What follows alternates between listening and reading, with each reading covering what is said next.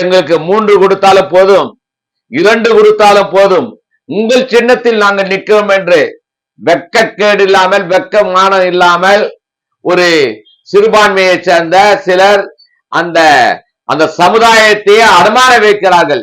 அடுத்த எந்த விதத்துல கொடுக்கலாம் கொடுத்து பார்த்துட்டோம். ஆனா இப்போ நானே போய் ஒருத்தரை பிடிச்சு கொடுத்தா அந்த வழக்கே எங்கள் மேல் போடுகிறார்கள்.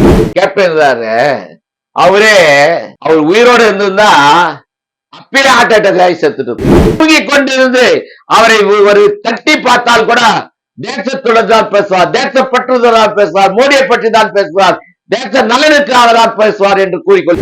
ஒரு கல்லி எரிஞ்சாவே காக்காலாம் ஓடிப்படும். வயதாகி போச்சுனாவே கொஞ்சம் மந்தமா தான் இருக்கும். இவங்களே நான் எங்க கூட இருந்து தானே போனவங்க, அது மறந்துட்டாங்க வாட்டுறது. தயாநிதி மாறன் எப்படி மினிஸ்டர் ஆனா தெரியாது வாட்டுறது. யாரும் நாங்க கூட்டணி தலைவர்களே முதல்வராக்கிய பெருமை பிஜேபிக்கு தான் உண்டு. திராவிட முன்னேற்ற கழகம் அருமையான ஆட்சின்னு சொல்றாரு. காமராஜர் ஆட்சியை விடவா, எம்ஜிஆர் ஆட்சியை விடவா, ஜெயலலிதா ஆட்சியை விடவா மிக சிறப்பான ஆட்சி. அதே போல ஓபிஎஸ் அந்த வார்த்தையை சொன்ன வார்த்தை அதை விட நான் கருத்து தூக்கி தொங்கி இருக்கலாம்.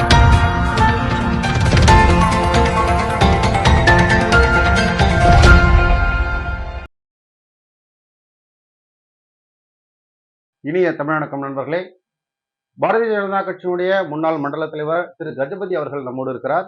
இன்றைய அரசியல் சூழல்கள் குறித்து பல்வேறு விஷயங்களை நம்மோடு பகிர்ந்து இருக்கிறார். இனிய தமிழகம் சார், வணக்கம். இன்றைய சூழல்ல பாத்தீங்கன்னா திரு ஸ்டாலின் அவர்களுக்கும் தனக்கும் தான் உக்கிரமான போட்டி அப்படின்னு நடிகர் விஜய் அவர்கள் குறிப்பிட்டிருக்காரு. இந்த விஷயத்தை நீங்க எப்படி பாக்குறீங்க? அவங்க இந்த இந்த தாயப்பாசு கெச்சக ஆடுறாங்கல்ல, குழந்தைங்க ஆடுறாங்கல்ல, அது போல விளையாடுறாங்க. உண்மையாவே ரெண்டுமே வரப்போறது இல்ல. இந்த கூச்சல் குழப்பத்திலே இவங்களுக்குள்ளேயே பிரச்சனை ஏற்படுத்திக்கிறாங்க. ஆனா தேசிய ஜனநாயக கூட்டணியில எங்களுடைய அண்ணாமலையாரும் நயனா நாகேந்திரனும் எடப்பாடியும் சேர்ந்து தேசிய ஜனநாயக கூட்டணியில வெற்றி வாய்ப்பு இருக்கிறது. அந்த கூட்டணி மிக நன்றாக இருக்கிறது, மிக மிக நன்றாக இருக்கிறது. எங்கள் கூட்டணியில மிக உற்சாகமாக செயல்பட்டு எங்களுக்கு சில மாதங்களுக்கு முன்னே எங்கள் கூட்டணி நிறைவேற்றது. இன்னும் பலர் வந்து சேர்வார்கள் என்று நம்பிக்கையுடன் இருக்கின்றோம். அவர்கள் சேர்ந்தால் அவங்களை வருக வருக என்று வரவேற்பதற்கு எங்கள் தலைவர்கள் ஊக்கமளித்துக் கொண்டிருக்கிறார்கள். அந்த ஊக்கமளித்த விழாவிலே ஊக்கமளிப்பதோடு இல்லாமல் தொண்டர்கள் மத்தியிலே உற்சாகமும் புத்துணர்ச்சியும் ஏற்பட்டு கொண்டிருக்கின்றது. இதனை நாங்கள் பார்க்கும்போது தேசிய ஜனநாயக கூட்டணி எடப்பாடி தான் முதல்வர் ஆவார் என்று நேற்று கூட எங்களுடைய அண்ணாமலையார் பேசிய பேச்சில் இருந்து தெரிகிறது. அவர்தான் முதல்வர் ஆவார். ஏடிஎம்கேல உள்ள சகோதரர்கள் எல்லாம் உற்சாகமாக வேலை செய்கிறார்கள். பிஜேபி இருந்த பூத் கமிட்டியில எல்லாம் நன்றாக செய்கிறார்கள். அதை மகிழ்ச்சியாக நாங்கள் ஏற்றுக்கொள்கிறோம். நிச்சயமாக தேசிய ஜனநாயக கூட்டணி வெற்றி பெறும். ஆனால் இவர் பேச்சோடு நடந்து விட்டது. உதாரணத்துக்கு ஒன்று சொல்ல போனால் அவர்கள் கூட்டணியிலே சிலர் முஸ்லிம்ல 3 கொடுத்தாங்க. அதுவும் அவங்க முஸ்லிம்களுக்கு அவங்க மேலதான் சவாரி செய்ய போறது அந்த திராவிட முன்னேற்ற கழகம். அப்படி இருக்க எங்களுக்கு 3 கொடுத்தாலும் போதும், 2 கொடுத்தாலும் போதும், உங்கள் சின்னத்தில் நாங்கள் நிற்கிறோம் என்று வெட்கக்கேடு இல்லாமல், வெட்கமானம் இல்லாமல் ஒரு சிறுபான்மையை சேர்ந்த சிலர் அந்த அந்த சமுதாயத்தையே அடமான வைக்கிறார்கள். இல்ல, இது அவங்க கூட்டணிக்குள்ளார அவங்க பகிர்ந்து கொள்கிறாங்க. இதுல என்ன பிரச்சனை இருக்கு உங்களுக்கு? ஐயா 3 இடம் கேட்டாங்க, இப்ப 2 இடம் கேட்கறாங்க. 2 இடம் கொடுத்தா கூட பரவாயில்லன்றாங்க. அவங்களுக்கு ஒரு கட்சி சின்னம் இருக்கணும். அந்த சின்னமா வேணா, நாங்க சூரியன்லயே நிக்கிறோம் அப்படி என்னும் போது உங்களுக்கு என்னத்துக்கு கட்சி?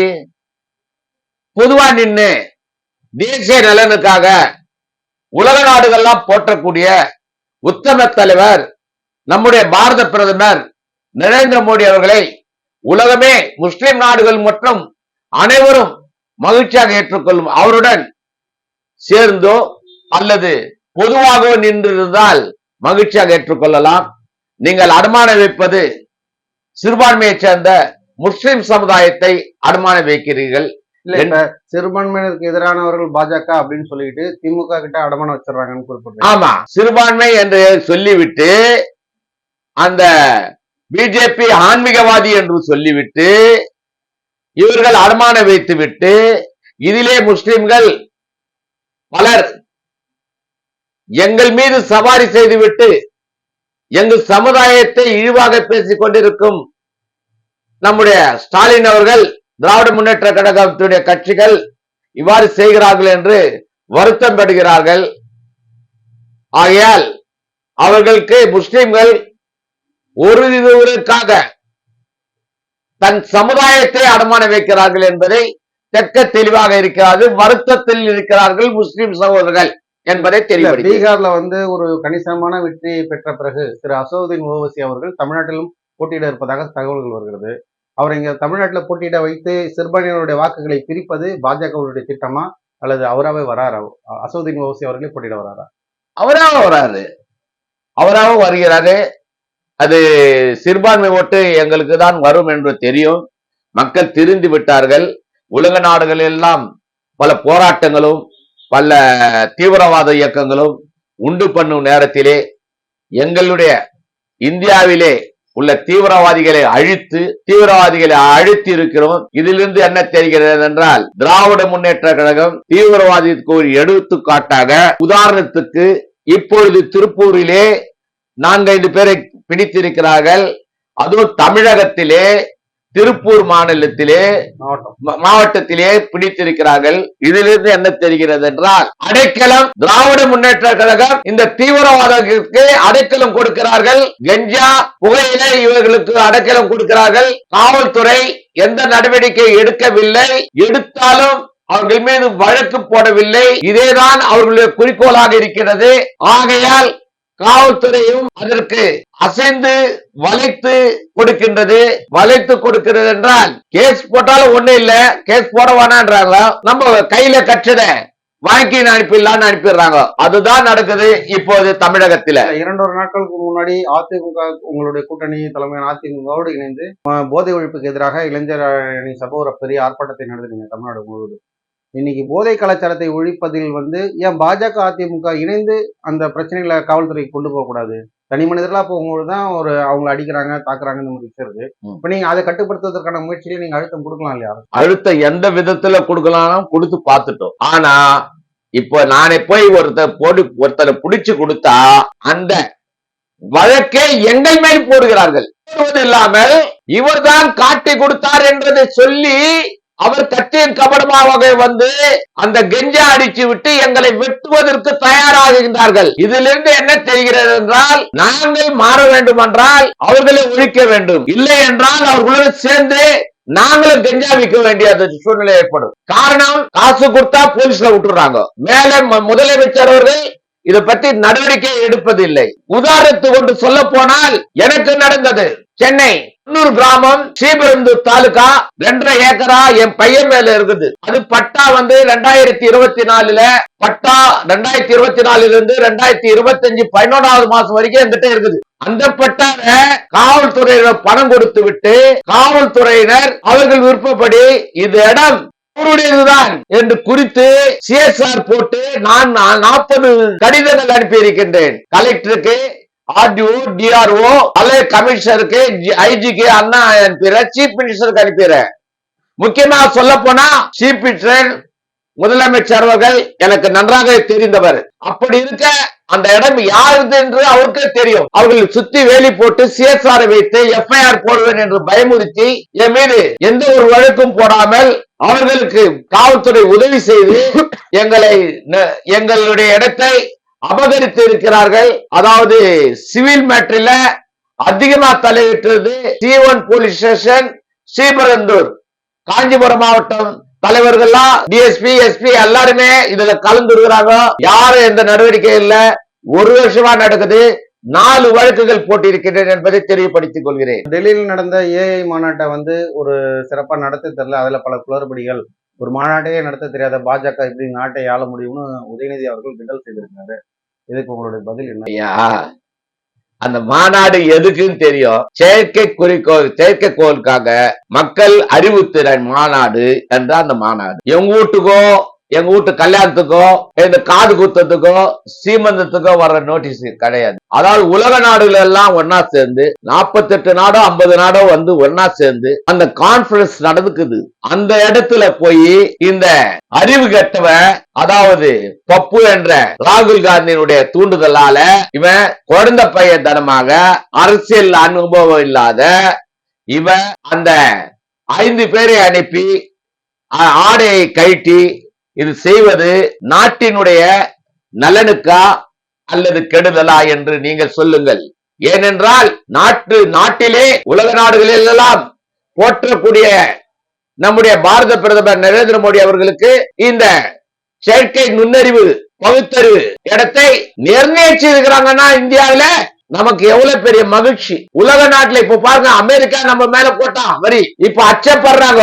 அமெரிக்கால இருக்கும் நம்முடைய சகோதரர்கள் இந்திய வம்சாவழியை சேர்ந்தவர், அவர் வழக்கில் வாதாடி உலக நாடுகளுக்கு அனைத்து வரி போட்டதை தவறு என்று சுட்டி காட்டி அந்த சுப்ரீம் கோர்ட்டிலே வெற்றி பெற்றிருக்கிறார் என்றால் என்ன மகிழ்ச்சி. நம்ம இந்தியருக்கு கிடைத்த வெற்றி.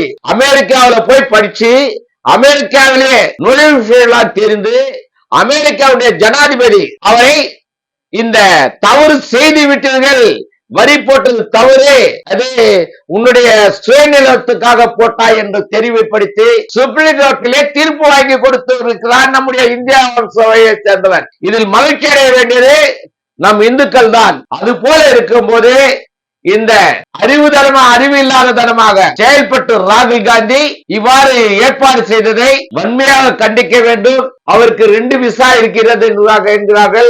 ஆகையால் விசாவை ரத்து செய்து அவருக்கு உரிய தண்டனை கொடுக்க வேண்டுமாய் கேட்டுக்கொள்கிறேன். கடைசியில தேமுதிக வந்து திமுகவோடு அதிகாரப்பூர்வமாக இணைந்து விட்டார்கள். இது அதிமுக பாஜக கூட்டணிக்கு ஒரு பின்னடைவாக நம்ம பார்க்கலாமா? தயவு செய்து அந்த நம்முடைய கேப்டன் அவர் உயிரோடு இருந்திருந்தா அப்பயே ஹார்ட் அட்டாக் ஆகி செத்துட்டு இருப்பாரு. இந்த பிரேமலதா வந்து தான் கேப்டன் நினைச்சுக்கின்னு விளையாடுறாங்க. எவ்வளவு பெரிய விஷயத்த ஒரு பூசணி காட்டுற ஒரு பெரிய எருமாடியே சோத்துல மறைச்சவங்க அந்தம்மா. யாராவது இந்த வேலையை செய்வாங்களா? நேற்று வரைக்கும் அவமானப்படுத்தும் வகையில பேசிவிட்டு இன்று எருமை சோத்துல எருமை மாடு, அதாவது பூசணிக்கா சொல்லுவாங்க, பூசணிக்கால எருமை மாடு வச்சு மறைச்சிருக்கிறாங்கன்னா மிக கேவலம். ஏனென்றால் அவங்களுக்கு வாய்ப்பு இல்லை, எப்படியாவது ஒட்டி கொள்ள வேண்டும் என்று. இவர்களுக்கும் முன்னே 40 சீட்டு 80 சீட்டு ஜெயிச்சாரு விஜயகாந்த், அதே போல ஜெயிச்சிடுவார் என்று தப்பு கணக்கு போட்டு விட்டார்கள். ஏனென்றால் காங்கிரசின் மொழி உள்ள பற்றுதலால் காங்கிரஸை எப்படியாவது இழுக்க வேண்டும் என்ற குறிக்கோளில் அவர்கள் இந்த விளையாட்டை விளையாடி இருக்கிறார்கள். அந்த அம்மாவுக்கு என்ன வேணும்? மேல் சபை உறுப்பினர் கொடுத்தா போதும், மீது 4 இடம் வரலனாலும் போதும். ஆனா பிஜேபிக்கு அவர்கள் போனது எங்களுக்கு நாங்க சீட்டும் கொடுக்க வேண்டியதில்லை. அதே நேரத்துல அவங்க தொகுதியில அவங்களை எதிர்த்து நாங்க நின்னாவே நாங்க ஜெயிச்சிடுவோம். ஆகையால அப்ப தேமுதிக தற்போதைய தலைவர் பிரேமலதா விஜயகாந்த் எங்க நிக்கிறாங்களோ அந்த தொகுதியில பாஜக போட்டியிடும். அதை அண்ணா திராவிட முன்னேற்ற கழகத்தை கேட்டு நாங்கள் பெற்றுக்கொள்வோம். அந்த தொகுதியிலே அவர்களுக்கு எதிர்ப்பாக நாங்கள் வெற்றி காண்போம். எங்களுடைய தேசிய ஜனநாயக கூட்டணி ஒத்துழைப்பு கொடுக்கும். நாங்கள் வெற்றி முகத்தோடு தான் இருக்கின்றோம். இன்றே எங்களுக்கு எடப்பாடியார் தான் முதல்வர் என்று நினைத்துக் கொண்டு செயல்பட்டுக் கொண்டிருக்கின்றோம். அந்த குறிக்கோளில் தடமாற்றம் ஒன்றும் இல்லை. சிலர் சொல்வார்கள் நம்முடைய அண்ணாமலையார் அப்படி இருக்கிறார் இப்படி இருக்கிறார் என்று. அவர் அப்படியே இப்படியே இல்ல, அவர் தேசப்பற்றுதல் உள்ளவர். ஆகையால் எந்த இயக்கத்துக்கும் போக மாட்டார், எந்த தடமாற்றமும் ஏற்படாது. எந்த சூழ்நிலையிலும் தூங்கி கொண்டிருந்து அவரை ஒரு தட்டி பார்த்தால் கூட தேசத்துடன் தான் பேசுவார், தேசப்பற்றுதலால் பேசுவார், மோடியை பற்றி தான் பேசுவார், தேச நலனுக்காக தான் பேசுவார் என்று கூறிக்கொள்கிறேன். இன்று டாக்டர் ராமதாஸ் அவர்கள் கூட திமுக கூட்டணியில் இணைவதற்கான வாய்ப்புகள் இருப்பதாக கூறப்படுகிறது. ஏற்கனவே தேமுதிக அங்க போயிட்டாங்க. அன்புமணி ராமதாஸ் அவர்கள் இங்க இருந்தாலும் கூட வன்னியர்கள் ஓட்டு முழுமையா வந்து சேரணும்னா டாக்டர் ராமதாஸ் அவர்கள் அதிமுக பாஜக கூட்டணியில் இருந்தால்தான் சாத்தியம் அப்படின்னு சொல்லப்படும் போது அவங்க திமுக கூட்டணிக்கு போறதை தடுப்பதற்கான முயற்சி ஏதாவது பண்றீங்களா, இல்ல அவரே போலாம் அப்படின்னு சொல்றீங்களா?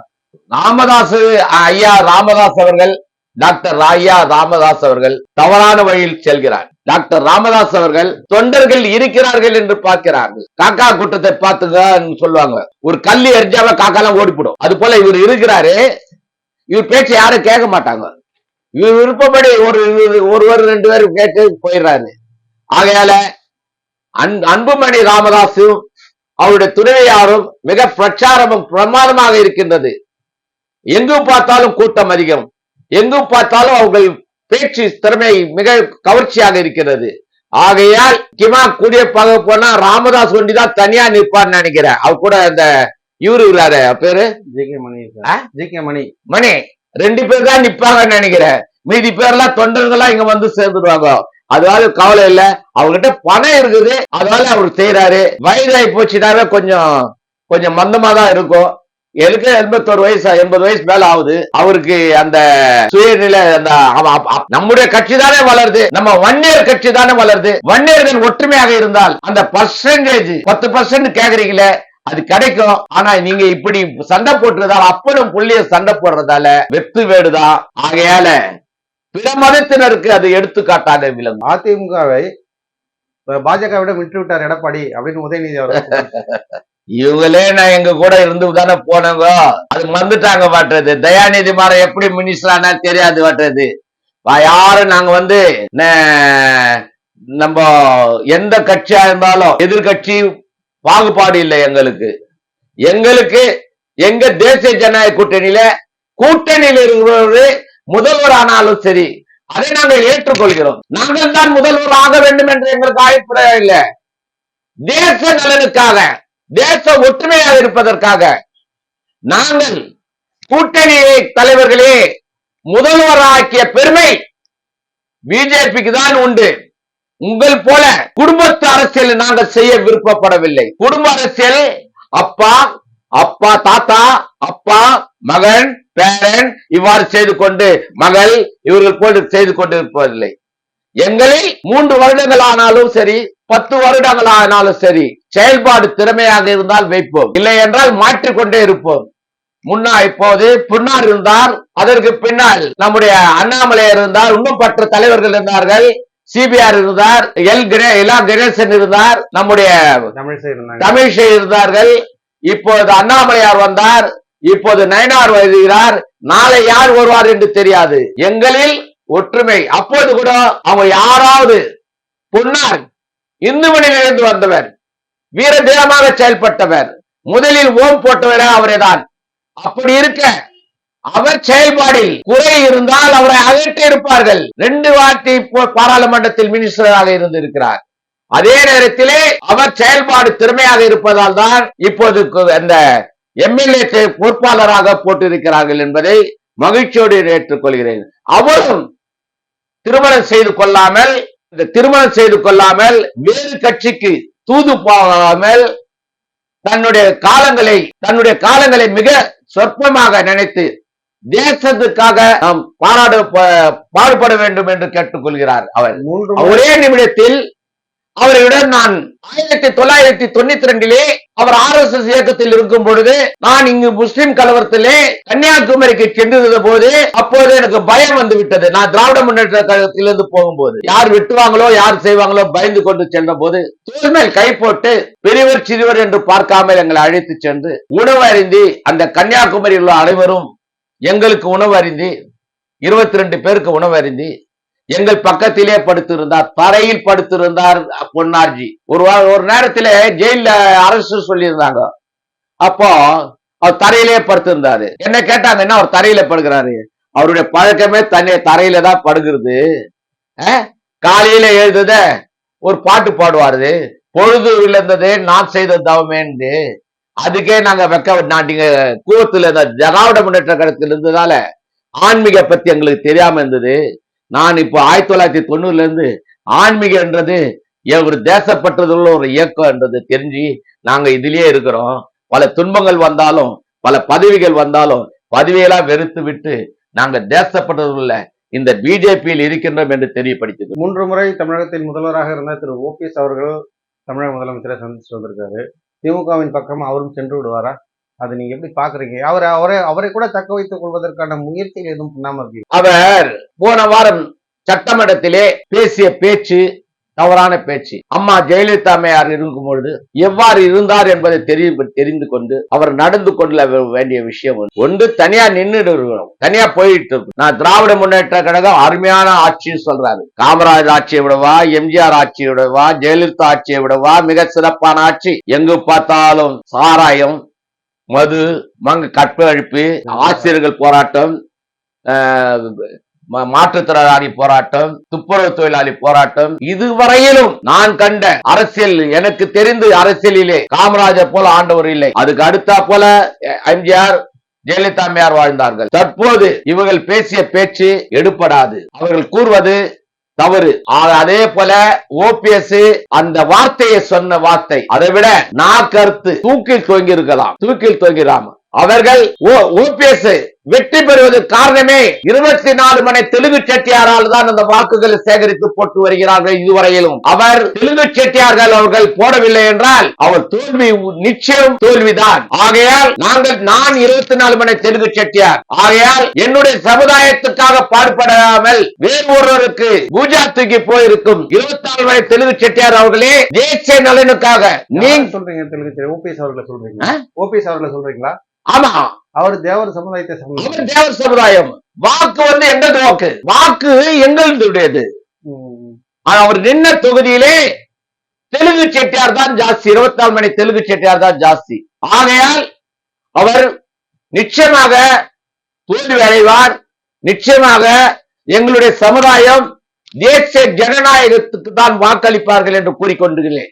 அதிமுக பாஜக கூட்டணி அறிவித்த புதுசுல ஜெல்லாகாம இருக்காங்க தொண்டர்கள், அடிமுட்டாள் அப்படின்னு சொன்னாங்க. ஆனா இப்ப சமீபத்துல பார்க்கும்போது தெருமுனை போராட்டங்கள், ஆர்ப்பாட்டங்கள் எல்லா இடத்துலயும் அதிமுகவும் பாஜகவும் பிரித்து பார்க்க முடியாத அளவுக்கு ஒரு இணக்கமா இருக்கீங்க. என்ன காரணம்? என்ன ஏதாவது மோடி மேஜிக் வேலை செய்தா, இல்ல ஆட்சியை பிடிக்கணும்ன்றதுனால செயல்படுறீங்க? அந்த மாதிரி மோடியோட வேலை இல்லைங்க, அல்ல தேசப்பட்டுதலே. திருப்பரங்குன்றத்தில் தீபம் ஏற்றலன்னா இன்னைக்கு ஏத்திட்டாங்க, ஒவ்வொரு வீட்டுக்கும் ஏத்தினாங்க. 1000 லட்சக்கணக்கான பேர் வீட்டுல எரியுது. கந்த சஷ்டி பாட்டு பாடுறாங்க, வெற்றிவேல் முருகனுக்கு, வெற்றிவேல் முருகனுக்கு, சேவல் கொடி உடையவனே, மயில் வாகனத்தை உடையவனே, திரு முருகா முருகா என்று அழைக்கிறார்கள். முருகா எங்களுடைய குறையை தீரு, திருப்பரங்குன்றத்தில் தீபம் ஏற்ற வேண்டும் என்று குறிக்கோளில் செயல்பட்டுக் கொண்டிருக்கிறார்கள். அனைவரும் இன்று இந்துக்கள் அனைவரும் ஒற்றுமையாக செயல்படுவாரா என்றால் 2026 ஏப்ரல் மாதம் நடக்கும் தேர்தலிலே வெற்றி நிச்சயம் என்பதை தெரிந்து கொள்ளுங்கள் என்று கூறிக்கொண்டு, நீங்கள் மறந்து இருந்து விடாதீர்கள், இருந்தும் ஓட்டு போடாமல் இருந்து விடாதீர்கள். ஆகையால் உங்கள் வாக்குகளை தேசிய ஜனநாயக வாக்கு போட வேண்டும். எந்த சின்னமாக இருந்தாலும் பரவாயில்லை, வாக்கு போட வேண்டும். நம்முடைய முதல்வர் எடப்பாடியார் தான் என்று தெரிந்து கொள்ளுங்கள்.